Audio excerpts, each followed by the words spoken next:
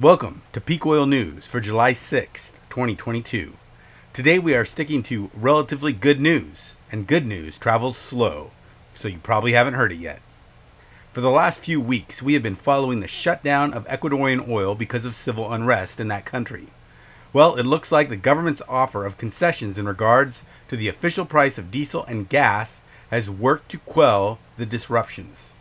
President Guillermo Lasso entered into an agreement with indigenous leaders to end the crisis last week, and in that short time, some 950 wells have been reactivated, which is about 90% of those closed down in the disruption. Ecuadorian oil production is back to approximately 460,000 barrels per day, according to Ecuador's energy minister. The protest, which lasted most of June, cost Petroecuador an approximate $500 million. Supply chain disruptions may be coming to an end. It looks like the old line about supply chain disruptions and inflation won't be around much longer.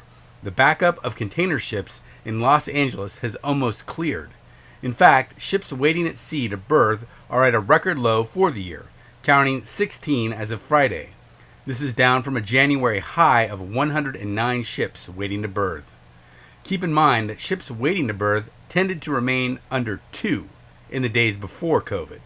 The fact that 17 of the 18 container ships arriving in the next 3 days are going directly to a berth without anchoring is great evidence that the new queuing system for labor is working, wrote Captain Lotif of the Marine Exchange in his latest update.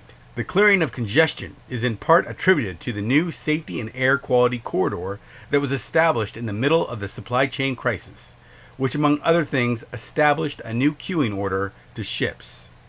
However, an increase in shipping traffic is expected this summer, and whether the relatively clear conditions will continue is anyone's guess. And in other kind of good news, Mexico opens up a brand new oil refinery in the Gulf of Mexico. Mexican President López Obrador formally opened the refinery on Friday. The Olmeca refinery is designed to strengthen Mexico's energy independence and is built in the port of Dos Bocas. While now up and running, its operations are not yet complete, as it is still not capable of refining motor fuel, despite being $3 or $4 billion over budget. It should be at full capacity by 2025. It will be capable of refining approximately 340,000 barrels of oil a day. And in other late-breaking cornucopian news, it looks like the Russians have struck black gold in the Arctic.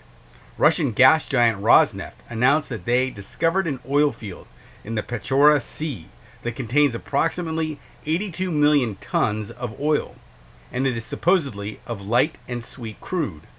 Just for your own notes, there are approximately 7.5 barrels of oil in a ton. And that is it for now. I'm still on the road, so the videos won't have the typical maps or bee footage I'd like to put in them, but all those bells and whistles will be back soon. Thanks for watching, and please consider subscribing, liking, and even sharing. Cheers.